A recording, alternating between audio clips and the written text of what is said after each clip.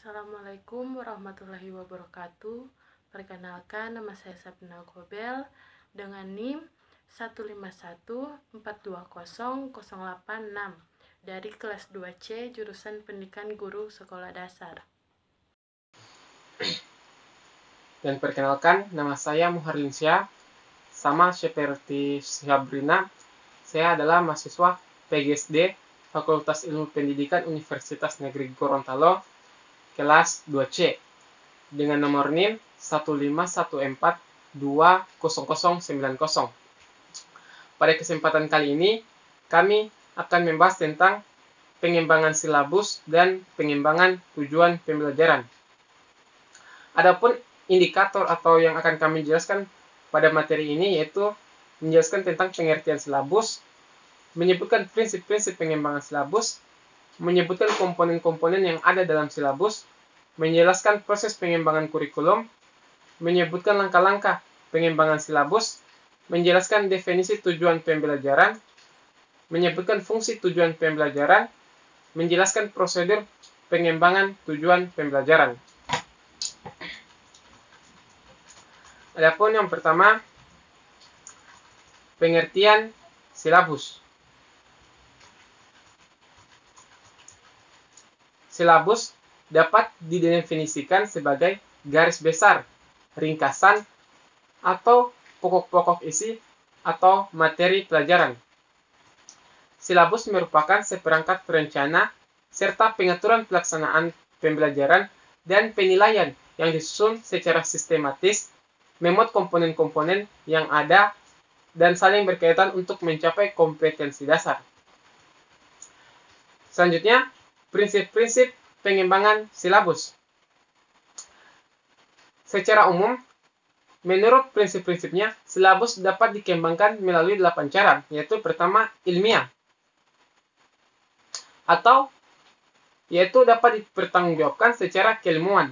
Kedua, relevan atau cakupan, kedalaman, tingkat kesukaran, atau urutan penyajian dalam silabus sesuai dengan perkembangan fisik, intelektual, sosial, emosional, dan spiritual dari peserta didik. Ketiga, sistematis yaitu berhubungan secara fungsional dalam mencapai kompetensi. 4, konsisten atau taat asas. 5, memadai. 6, aktual dan konseptual, yaitu dari segi pengembangan ilmu, teknologi, dan seninya. 7, fleksibel atau mengakomodasi keberagaman peserta didik serta dinamika perubahan yang terjadi di sekolah dan tuntutan masyarakat. Serta yang terakhir yang ke-8 adalah memadai. Maksudnya menyeluruh.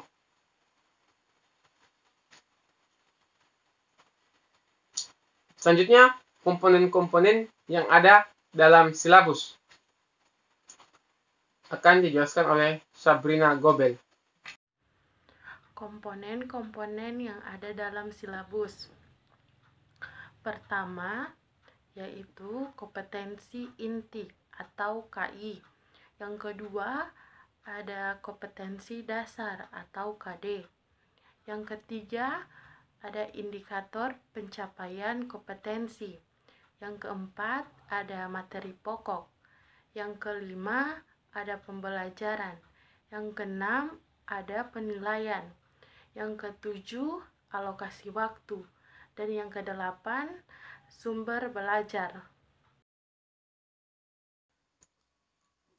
Selanjutnya, proses pengembangan kurikulum. Dalam pengembangan kurikulum, hal yang pertama yang perlu diperhatikan adalah harus mempunyai ide. Ide tersebut diprogram atau direalisasikan sehingga menghasilkan sebuah silabus. Silabus kemudian berdasarkan pengalaman yang ada, dibuat dan dilaksanakan serta diterapkan kepada peserta didik dalam proses pembelajaran.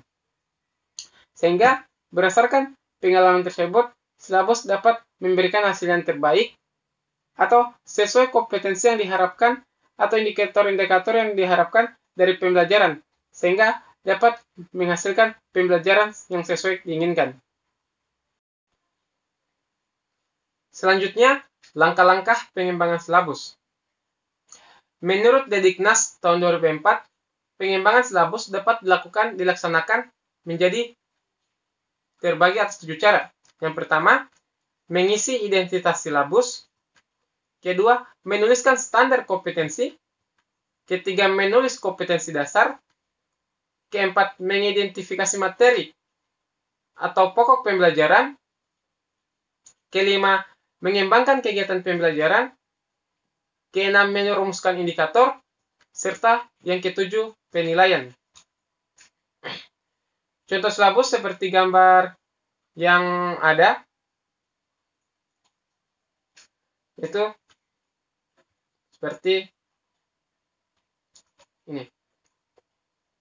Pertama, mata pelajarannya ada, kelasnya, alokasi waktu, standar kompetensi atau bilangan ada, kompetensi dasar, materi pembelajaran, pengalaman pembelajaran, indikator pencapaian kompetensi, dan penilaian.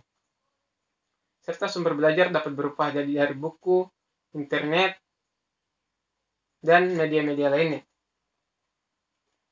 Alokasi waktu sesuai dengan jumlah jam pelajaran yang ditetapkan di sekolah. Misal, dalam mata pelajaran matematika, di kelas 2, dia setiap harinya ada 2 jam. Maka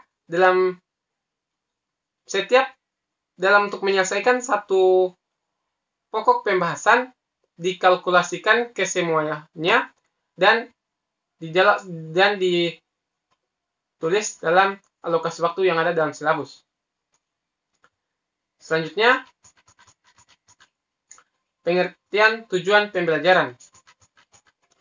Tujuan pembelajaran atau instructional objective adalah perilaku hasil belajar yang diharapkan terjadi, dimiliki, atau dikuasai oleh peserta didik setelah mengikuti kegiatan pembelajaran tertentu. Misalnya, seorang guru mengajarkan pelajaran matematika kepada murid, mengajarkan perkalian.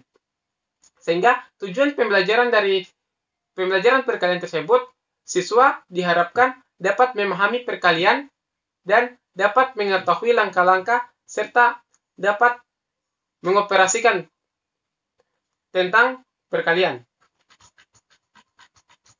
Selanjutnya, fungsi tujuan pembelajaran. Tujuan pembelajaran mempunyai berbagai macam fungsi. Di antaranya terbagi menjadi 4 bagian, yaitu sebagai panduan guru untuk merencanakan pembelajaran, panduan bagi siswa untuk evaluasi, panduan bagi siswa untuk memfokuskan belajarnya, dan panduan bagi siswa dalam kaitan self-assessment.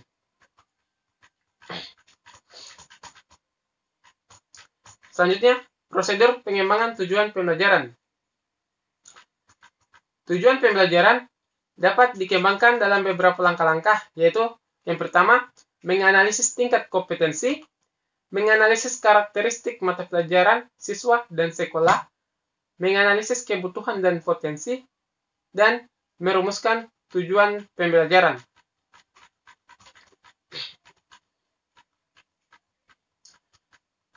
Demikian, itulah materi pengembangan silabus dan pengembangan tujuan pembelajaran dari kami atas nama Muharlin Syah dan Sabrina Gobel.